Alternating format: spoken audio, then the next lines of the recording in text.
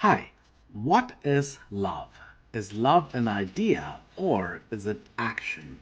These are some questions Dostoevsky explores in The Brothers Karamazov. For Dostoevsky, there was something that really concerned him. It was the attitude of the Russian elite of his day. The Russian elites of his day were very interested in the revolutionary ideologies coming out of Europe, whether it was a form of enlightenment or Marxism. Dostoevsky's concern was that as the elite were interested in these revolutionary ideals and ideologies coming from Europe, they were neglecting their basic religious values, and he felt that that would affect their commitment to love. It would affect their capacity for love. A great example of that in the novel is the character called Pyotr. Pyotr appreciates the European ideologies and values. He takes pride in aligning himself with the European ideologies and intellectuals. Dostoevsky mentions how he appreciates Proudhon, who is a European intellectual who was friends with Karl Marx and was also an anarchist who wanted to tear down the system and rebuild it again. Proudhon's famous quote is, "Property is theft." To own property, he said, is stealing from nature, so to speak.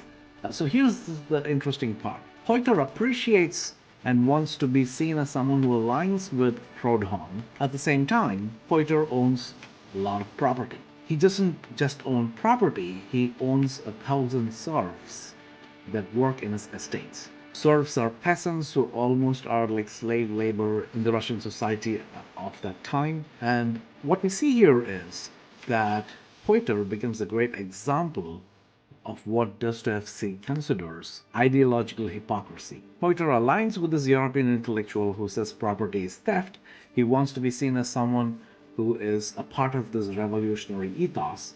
At the same time, he owns people as property. So Dostoevsky was concerned that this kind of ideological hypocrisy makes people self-righteous. It reduces their capacity to love. We see that in the novel where Pyotr despises Fyodor as someone who's uneducated, who's neglectful of his son Dmitri. Pyotr is Dmitri's uncle. He takes guardianship of Dmitri away from Fyodor. After a while, he loses interest in being a guardian to Dmitri, so he leaves him and goes to Europe to be a part of the revolutionary movement. So why would he do that?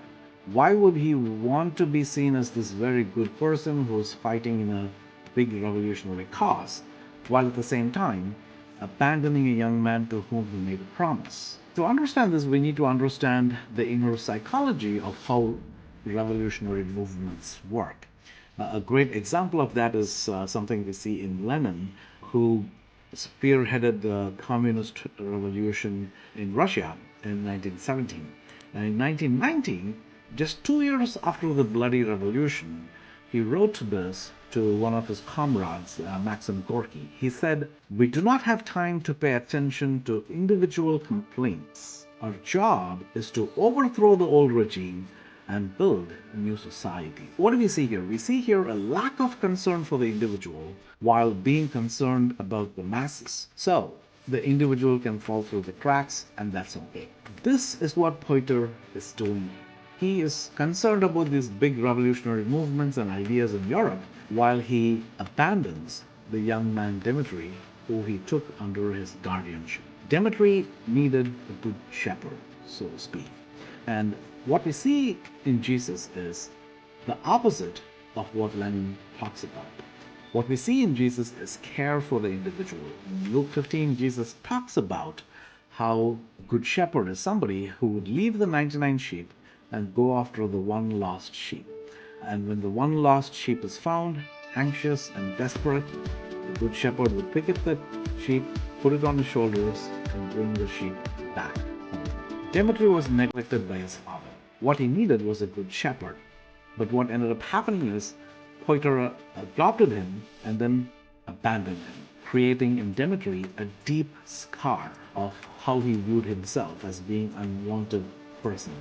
This psychological scar would eventually turn into a form of violence later on in the novel, which becomes central to the rest of the story. So Pyotr, in his ideological hypocrisy, becomes self-righteous and is incapable of love. Dostoevsky loves putting opposite characters together. On the opposite side to Pyotr is another character called Polyonov. Polyonov is someone who takes guardianship of the other two sons that Fyodor had, Alexei and Ivan. Is different from Pyotr. Polyonov pays attention to the individual. He pays attention to that one lost sheep in a Christ-like way. In fact, Ivan says Polyonov had this passion for good deeds.